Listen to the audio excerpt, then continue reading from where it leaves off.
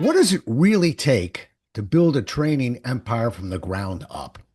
On today's show, we're exploring the journey behind one of the most successful professional development seminar organizations in the country and AI's current role within that company. We're talking about SkillPath, and we've got the founder here with us today, ready to talk about the journey that SkillPath has taken her on. You ready? Let's go.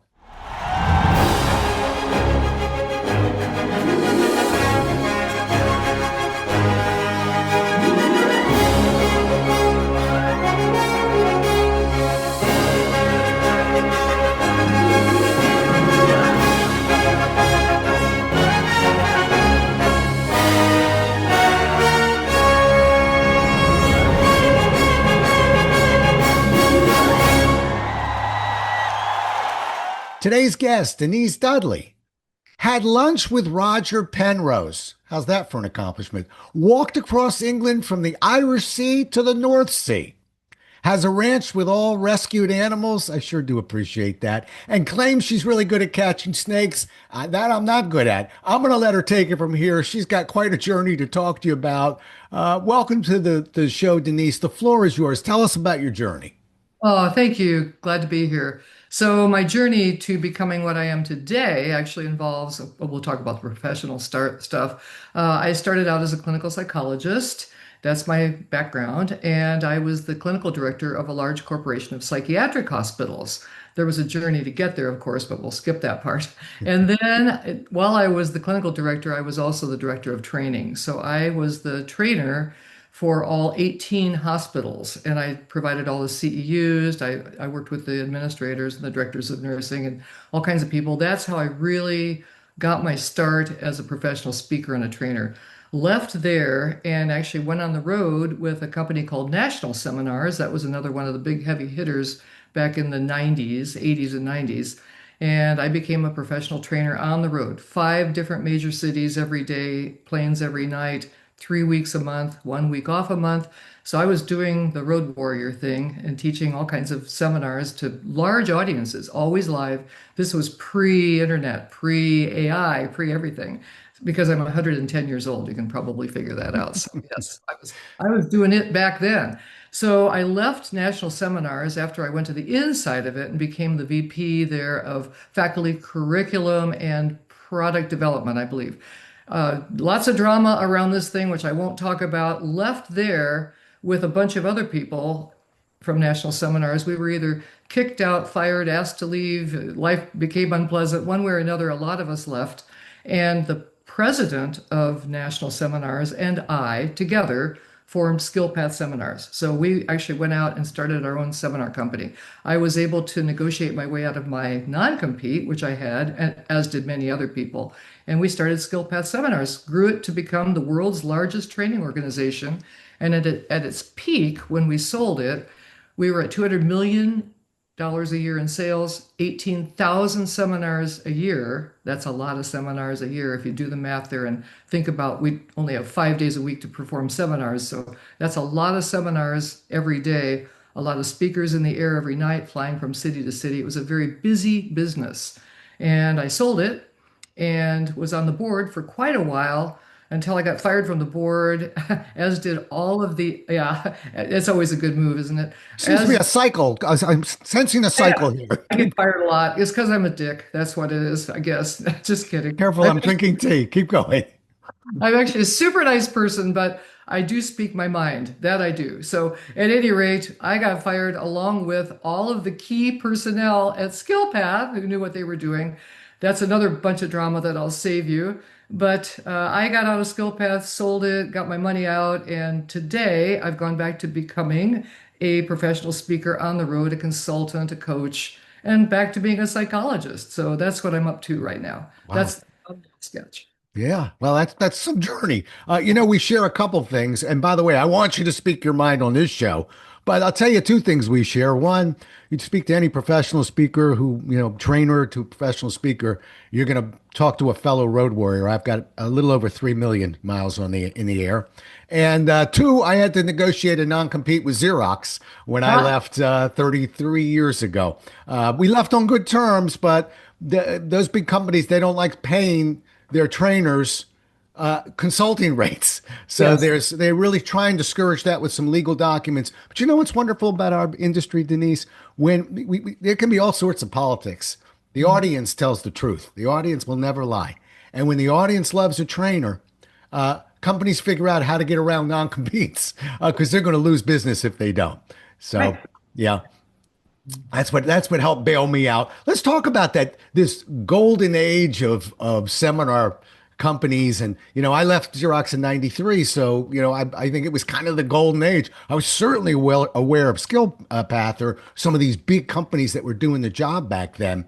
Uh, Tell me, in your mind, where do you see it now in terms of the world of training and seminars? It wasn't like it was. I'm not whining about it, but let's talk about here and now. Where do you see the path forming now? Well, so if I could just do a little bit of background to juxtapose it against what is today.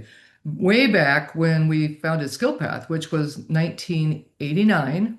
So 89 was the founding of SkillPath. Just imagine that there wasn't you and I probably can't even remember this. And if you have children, they didn't even exist in this era, but there didn't used to be an internet. I can't even remember that now, but there didn't used to be. So way back then in the golden age of seminar companies, there were the major heavy hitters: SkillPath, Fred Pryor Seminars, Career Track, Paget Thompson, National Seminars. There were these names that everyone knew. And well, SkillPath alone has trained over 12 million people. And we're not just saying people who called in or went to 12 million people sitting in seats in basically conference centers and hotels around the United States, Canada, and other English speaking countries. So back then, it was all direct mail marketing. All of it had to go through the mail. Virtually none of it goes through the mail now. Now we're just completely accustomed to receiving offers into our inboxes at work or at home, even. And so the whole idea of how we acquire customers has changed so dramatically, and it will never go back. It will never go back. But a lot of times people will ask me, well, why were all the major seminar companies located in Kansas City?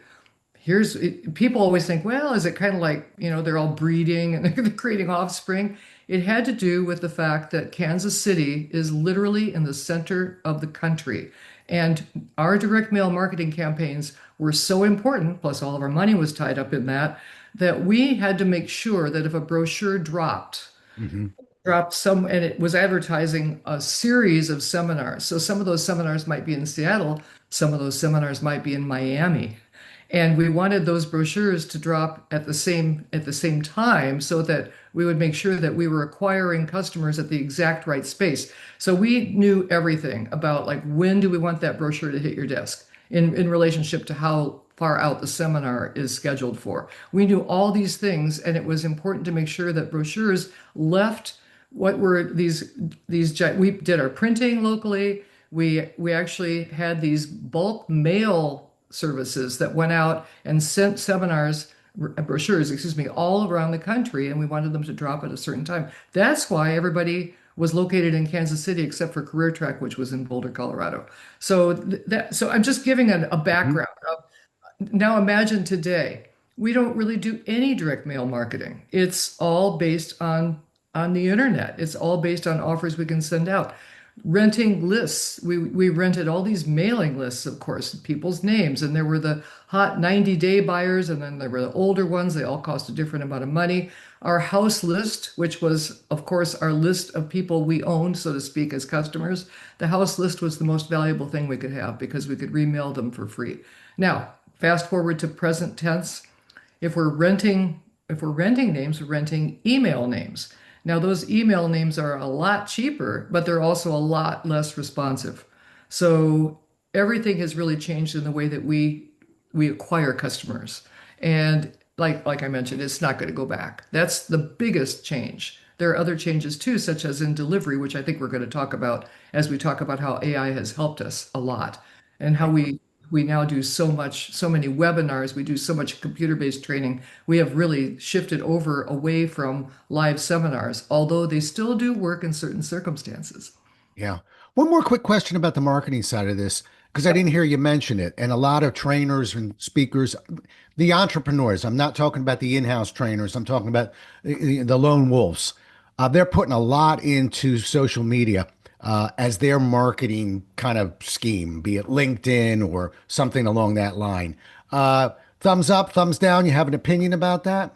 Total thumbs up. Total thumbs up. Because I believe what we need to do is we need to be found in as many ways as we can, whether we're a large training organization such as SkillPath or whether we're individuals out there doing our own thing.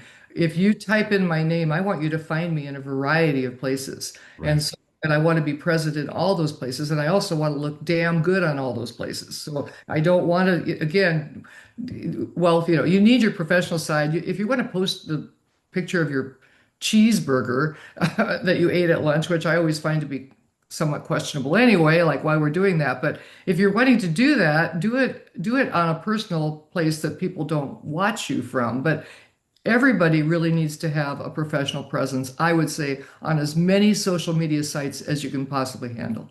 Yeah. It's funny you say about the cheeseburger. Years ago, 16 years ago, 17 years ago, I had a publicist telling me, you got to blog, you got to blog, you got to blog. And every time I read him, it was, about a guy eating a cheeseburger, kind of to your point. Well, how did trainer to trainer, we live or die up on that stage with what's in it for the customer, right? Whiff them, whiff them, whiff them. So I was so anti-blog that when I finally got talked into it, I said, okay, I'll blog, but I'm creating my own term and I'm going to trademark it because I'm not calling it a blog. I want this to be a blog article. And so I actually trademarked the term blarticle. Okay. And by legal definition, it's not a blarticle, A, if it goes over 750 words, and B, if there isn't a clear message or lesson for the reader. And that is a corporate trainer speaking that I just didn't know how to deliver information where there wasn't anything in it for my audience. So to your point. I agree. Yeah, think of what's in it for the person who's reading it. So Right. and I got told the same thing, you should blog. I just don't do that. I write articles anyway. I'm a writer. And I'm Right. also come from a science base. So I write articles. They're articles that talk about science and research and all those. So I just don't blog. I release articles that I think would be interesting to my customers and to my readers. Are you posting them online?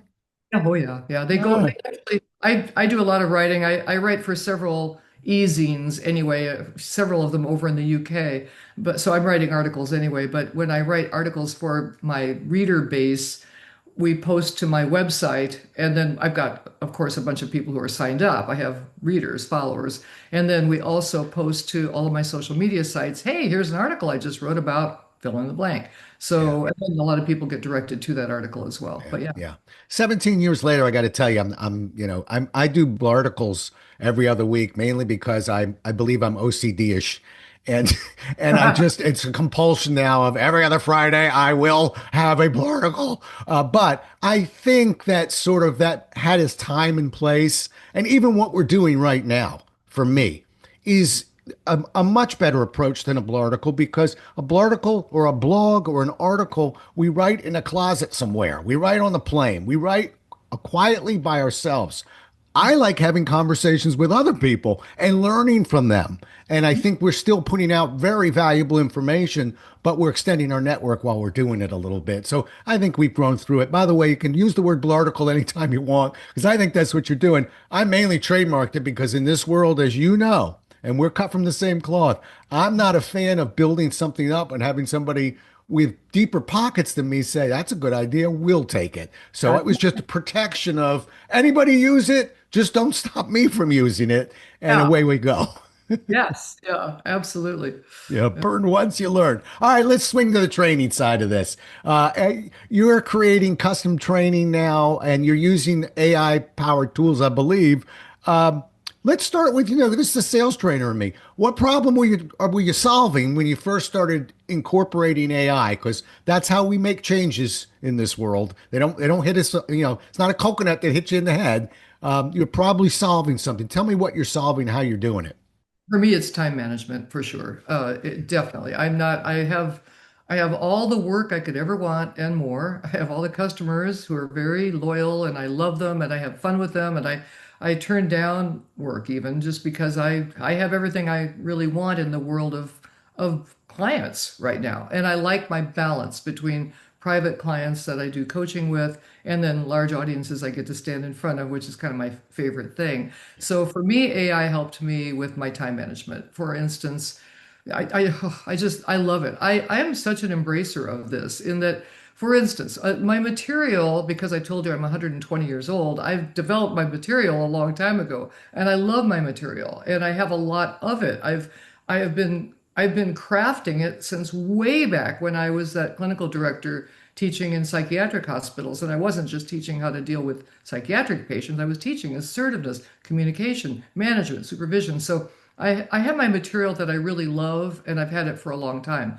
Of course, I update it. It's not that old. I update it all the time. So what does AI do for me? First of all, I work in a lot of different arenas, and if I'm going to teach, we'll say a class on how to do cartwheels, how to do cartwheels. So AI will help me to customize my programs for how to do cartwheels for truck drivers, how to do cartwheels for anesthesiologists, how to do cartwheels for teachers, and I can actually customize that material, change a little bit of how I might give an example or a little bit of my verbiage instantly. It's so helpful. So if I land because I want it to be customized, I never walk into a program and just do the blah, blah, blah. I make sure it's customized for the person or people I'm talking to. So that saves me on that. It saves me on the back end in that my best example, my favorite example recently was that I also teach a lot in Mexico.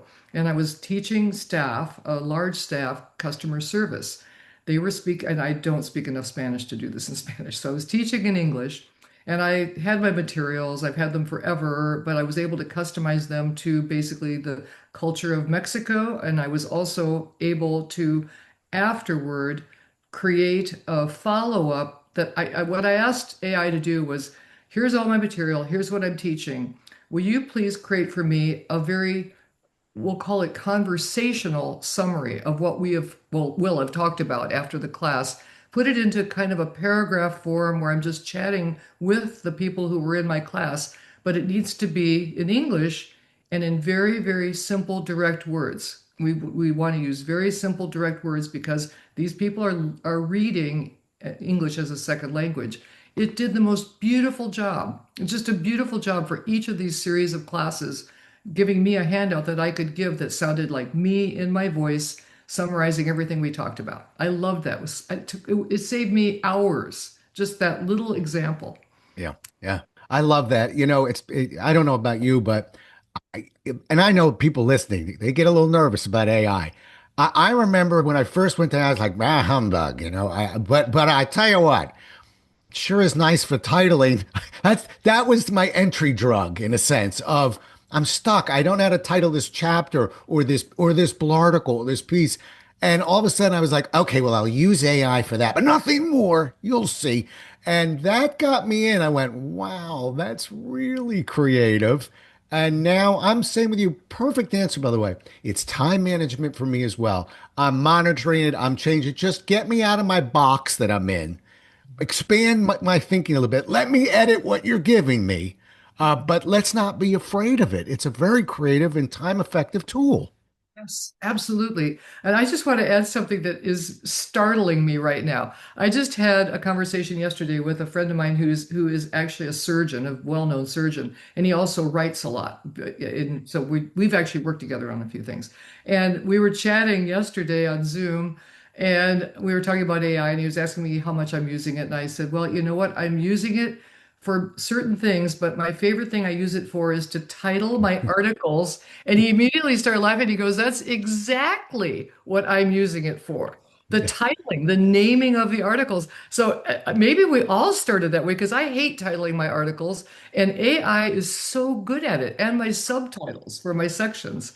That's Yeah. so weird, isn't it? It's really weird, but that's what got me hooked. In other words, once I saw that, and it was for a lead magnet of all things I was working on. I have the articles. I write about life. I write about selling. I write about presenting. And I was like, how do I get these three together? It was like 45 quick and powerful lessons in performance, persuasion, and personal growth. And it was like, yeah, that's what I wanted to say.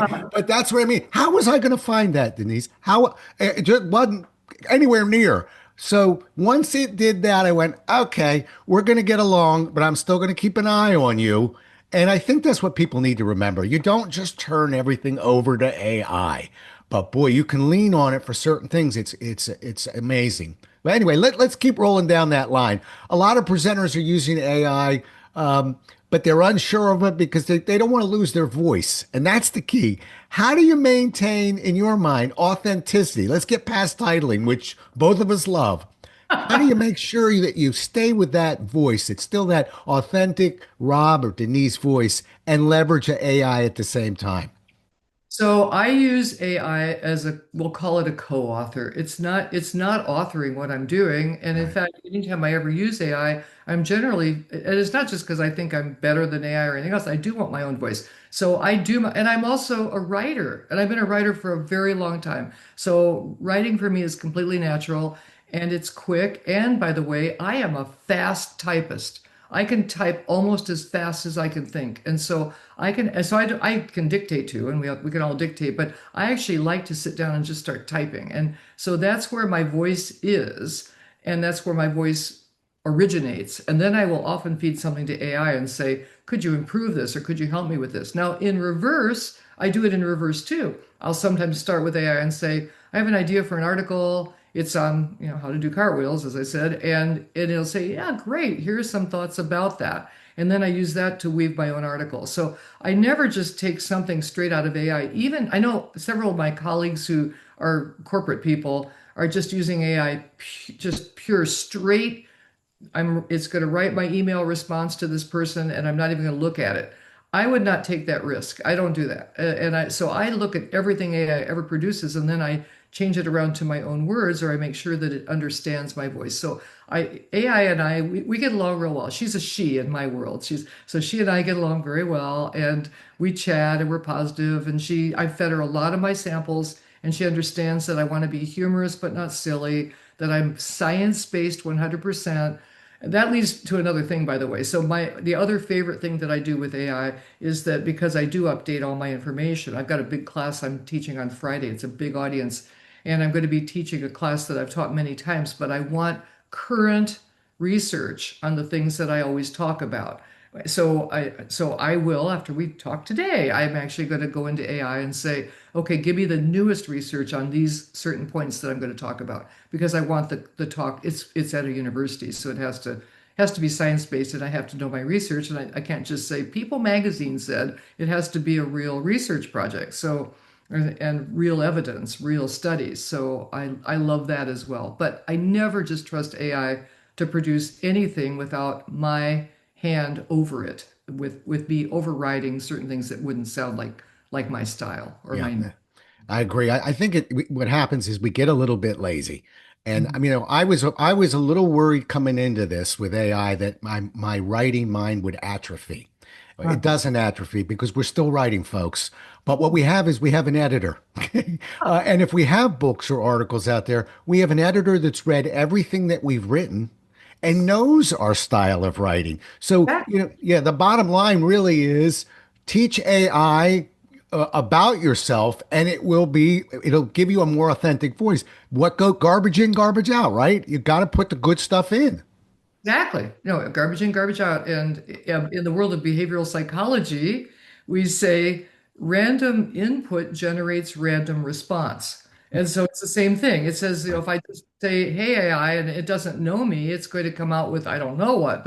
But she and I have worked together for quite a while now. We've had a relationship. I was an early adopter of this, and Mm, so we have a good relationship. We work well together, and she knows my style, which is super conversational. I use contractions. I fed her so much of my writing that she knows my vibe. And very rarely do I have to change the vibe around. Sometimes I just change what she said. right. Right. One thing now let's talk trainer to trainer. And one thing I know about you, and I'm not just blowing smoke your way. I know you're a good trainer. I know you're a good trainer because you're getting butts in the seats, as we call bits. That's the term I've always used. Butts in the seats. You can have the best brochures and website, all that stuff. Butts in the seats, folks. And when people see it and it's real, they'll come and watch it. So let's talk trainer to trainer. For you, What do you think you need to do to truly succeed in front? You're going to be speaking on Friday. Nice, good group. Sounds like you're getting amped up for it, and good on you. What do you think you need to do on Friday to succeed in front of that room? Well, this is a live group, and it's a group that I do every year. It's the Women's Business Leadership something or other. So I know what the audience will be like. I know these people. This is a kind of a high. You're asking me this specifically to this Friday, and of You course, can switch any day. That's just almost a metaphor for me. What yeah, do you okay. need to do to succeed as a trainer in front of that room? Okay, in front of that room or any room, Any room. Yeah. several things, and many of these are going to transfer to if I'm also teaching on Zoom. It's and many will not, but many will. And one of them is, of course, preparedness. I am a professional, and so when I give any kind of a whether it's a keynote or I'm doing a training session, in that hour that I'm doing it, you will not see me look at a note. You will not see me look at my slides other than to make sure they advanced if I'm holding a clicker. I will never read anything. I'm professional. I am prepared. How do you do that? You practice and you rehearse and you know what you're talking about. The other thing is that in case something comes up, and I always offer that audiences should ask me, unless there are 700 people, then I can't take questions. But if I've got 100 people, I say, let's interact a little bit. If you've got a question, please ask it. It's not a Q&A at the end, ask it. I always say I ask two things of your questions. The first one be that it's related to what I'm talking about. And usually people laugh, but I always say, yeah, it seems obvious, but maybe it's not. And the second thing is if you'll pre-think your question. If the answer to your question is something you think the rest of the audience wants to hear, please ask me. If not, see me afterward. I'll stay here till the cows come home and I'll take all of your questions afterward. I always offer myself up afterward. So I make myself accessible and friendly. I have more information than I could ever deliver within 1 hour because I know that things can come up when questions occur. And I am super prepared. I've trained a lot of trainers, a lot of trainers. And one thing that I think is hilarious is when trainers will go, well, I don't want to rehearse it too much because then it's going to look canned. Sorry, that's under practicing. Yeah. You just identified something that means you didn't practice enough Right. because when you're going through the preparation process and you're learning how it is you're going to say things, your turn of phrases, how you're going to pause, what you're going to do. Yeah, in the beginning, you don't even know what you're saying. Then you come through a phase where it feels a little bit canned, and then you work yourself so far beyond that that you are so natural that you're standing up there, and many people think you're saying it as you think of it. You are not. You're never saying it as you think of it. It's rehearsed, but it's rehearsed so well that you are convincing the audience that you are here, you're present, and you are saying it to them genuinely, all of which is true. So Yeah. preparation, my God, when people walk in and they're not prepared or they read all their slides or whatever, I just think, you didn't earn your keep on that one. Yeah. So It's like real estate, right? Location, location, location, preparation, preparation, preparation. That said, I was the trainer. I trained all the instructors for Xerox for almost a decade. But one of the things that I had to work on them with was sometimes in a corporate environment, not in a professional speaking environment, we control everything here. We're at the mercy of an outside vendor. Curriculum's coming in late. So we do learn survival skills.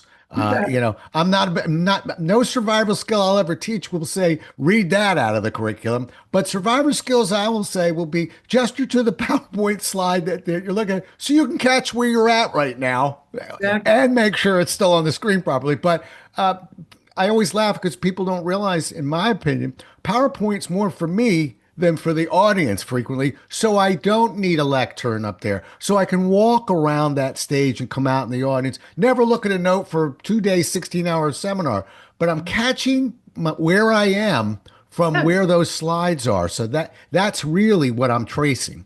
Mhm. Yes, absolutely. That's what we do. And like I said, you glance at it to make sure it advanced if you have a clicker. But other than that, just reading, reading, reading. And also, I guess we could be talking about both in live and Zoom performances. I like really clean materials. The only time that I ever have to put a slide up that has a big graph on it with a bunch of complicated, axis, Y axis stuff is if I'm teaching a truly technical class to a bunch of scientists, which is another area that I do work in. But otherwise, if I'm working with an average audience, a group of realtors who've come to learn better communication skills, my slides are super clean, very few words. No one needs to stare at a graph that shows why it is you should smile more. Right. Just talk about it. So I like super clean graphics. I like super clean everything. I just Yeah. like is a clean slate, really. Yeah, I used to battle that with the financial industry because they said compliance makes us put this, 10-year track record of this fund up. We have to do it by compliance. It's like, okay, so why can't we say, here's what that looks like, 1001, 1002, click, and here's Yeah. the part I want you to focus on. So we, Yeah. we get it. So have you ever heard of Logitech makes a great clicker I think it's called a highlighter. But what it'll do, instead of just an arrow, it will actually, whatever it points at, it will blow it up in a circle. So Oh, really nice product. It'll also highlight, you have a couple different, but I like the blow up. So it's just think of a circle. It actually fades everything out around it by about 2/3, blows up what you're trying to show them. So that'll keep us, even if compliance is riding us on our back, we can say, no worries, there it is. But that's the three numbers we need to focus on today. Yeah, good product. And Logitech, you're welcome, but it's good product. All right, let's coming down the home stretch. You were starting to shift to virtual. Let's shift to virtual. How do you adjust the delivery when it's a Zoom session? sure. So I believe, well, sir, there are a lot of things that do change, some for the better and some for not the better. Mhm. One of the things, because I, again, come from a research science background, there's a lot of research in how people learn and how people learn the best. And a lot of that has to do with what's called learning theory. And one of the top fundamental characteristics of a good learning environment is safety, both psychological and physical safety. That's one of the things a lot of people don't even know about or think about. But on the upside, when we started moving over to Zoom, and of course COVID advanced this so rapidly, we had this was the only option, Right. and so we all became used to it much more quickly. And I believe we embraced it, and we began to prefer it much more quickly because of this era that we've all survived. But if we think about just psychological, physical safety, most of us were actually, I presume, zooming into a training session from we'll assume the safety of our offices, our homes, our bedrooms, wherever we were. So safety and comfort is really one of the things that I believe improved once we were starting to create a lot of virtual training sessions. We'll call them Zoom sessions. And I know that's just a brand, but however you're It's doing like a it. Xerox. I'm sure Yeah. Zoom's thrilled about it. Oh, Zoom loves this, and Skype is real sad right now. I don't even know. If Is it still alive? Skype. I don't know what happened actually. I should look that up. But anyway, so yeah, so safety improved, but there are other parts of social learning theory that talk about engagement. And so engagement dropped. Safety might have improved, but engagement dropped because it's a lot harder to engage people when there are Yeah. these little tiny postage stamps. If you have 200 of them, they're at least on my screen, they're the size of a postage stamp. And so it's very hard to make sure that we've got those people engaged. Now, there's some kind of, again, research. I don't like to quote research that isn't super accurate. And there was some kind of a thing that came out that said, in virtual training, people will get the attention will wane every 240 seconds or some crazy number, which ended up being 4 minutes. That every 4 minutes you need to re-engage the person. Well, I don't know. Every 4 minutes, I don't want somebody jumping up and down and suddenly throwing in a chat bomb or whatever, that every four minutes just thinking that I'm not paying attention. I'd rather give my audience more credit than that. So I do believe that we don't have to change everything every 4 minutes. It's something I read and I thought, I'm not buying into that. Do you remember, I'm digressing, but do you remember there was some kind of research that came out that said people are more afraid of public speaking than they Yes. are of death? And I read that and I went, no, you know what? If you're standing on the side of a stage and I hold a gun to you and I say, I will literally kill you, or you walk out on the stage, they would walk out on the stage. Hey, So, Denise, I put that in one of my books some years ago. We went through a legal read. oh, As when you go conventional, they'll bring it to lawyers. It's absolutely a wives' tale. It's just not a true statistic. It's an urban legend. It's been dragged around, including by me, by the way. I had it in my book. Snakes number 4. I mean, I remember the list, and I couldn't believe drowning is worse than this. How could Yeah. that be? But so anyway, you're right, and it's been legally proven. Somebody dragged that one around. Maybe it was right in like the 1912. I don't know, but not now. Not Not right true. now.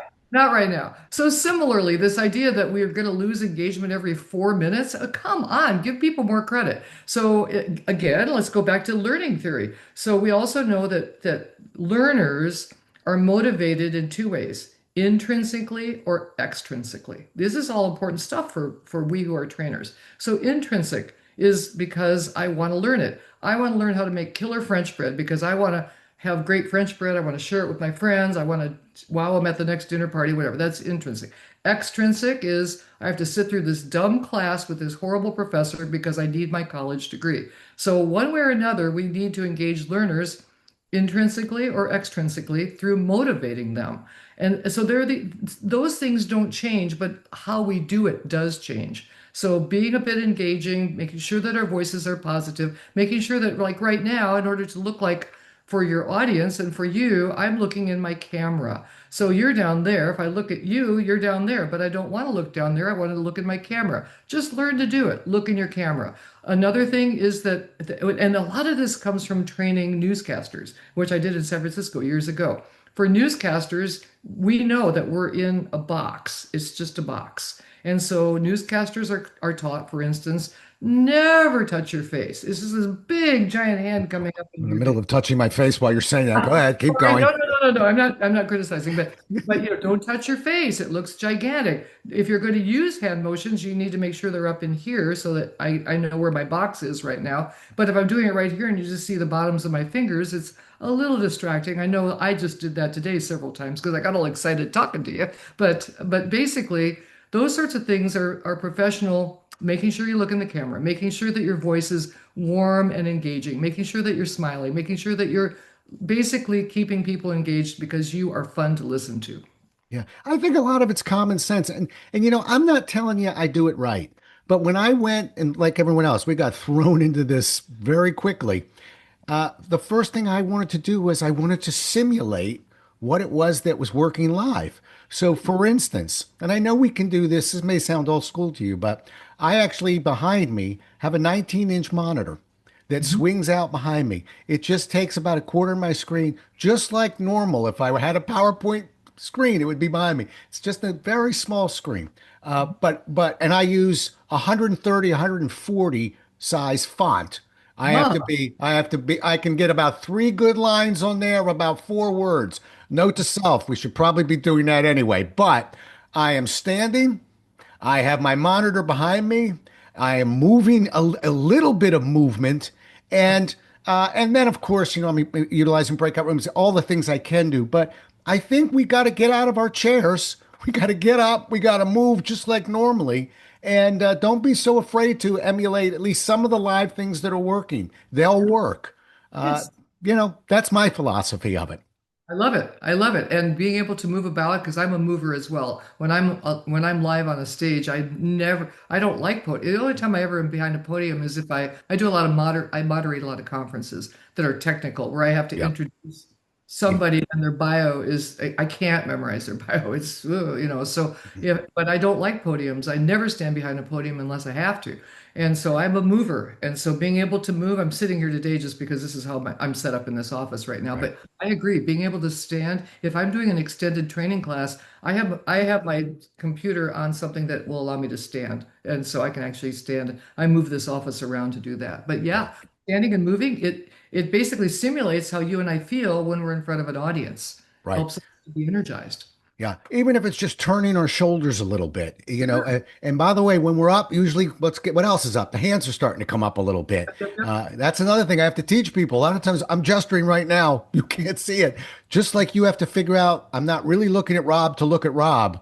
I'm going to Yep, bring my hands a little bit higher, although they'd be slightly exactly. lower if I were live, or I'm just going to be a shoulder guy. Exactly. We could talk about this forever. Listen, how do people get a hold of you? Oh, well, let's see. I don't know if you throw that up there on the screen or not, but you can, well, like I said when we first started talking, I think I'm very findable. I'm on all social media. I have a great person named Grace, who's one of my colleagues, and she does all my social media posting for me. And I have a website, denisemdudley.com, where you can find me. You can find my articles we talked about, and I can be booked for whatever, for private coaching, for keynotes, for trading. I love all of it. I have so much fun doing what I do for a living because I love it. I'm so lucky. Right. So yeah, That's the key to this profession. What a great way to bring this in for a landing. yeah, We got to love what we're doing up there because that's one that's really hard to fake. And, yeah. people, I don't necessarily love sitting in an airport. I'm not, sometimes I'd prefer to be someplace than that little square box of the hotel. But boy, when they call our name and we Exactly. take that stage, or even that pit in that little 20-person workshop room, that's got to feel like you're walking on air. If it isn't, you might have to go into curriculum development. Yes. Yeah, yeah, yeah. Go be behind the scenes. We'll find something for you to do, but not in front of the audience. I Listen, agree. it's been a pleasure talking to you. I knew I was going to love this conversation, and what I love many things about it is that we got that great journey from SkillPath and to where you are now. But I love talking to you as trainer to trainer, and I just think I can tell why you're booked heavily. But just thrilled to have had a chance to talk to you. Thank you. Same here. And thanks for inviting me on your show. I really appreciate it. Okay. Well, we'll do it again as well as we can next time, everybody. Until then, stay safe. Thanks so much for listening. If you enjoyed today's show, please follow, rate, and review on Apple, Spotify, or wherever you listen. For more resources and to connect with Rob, visit thepresentationwhisperer.com.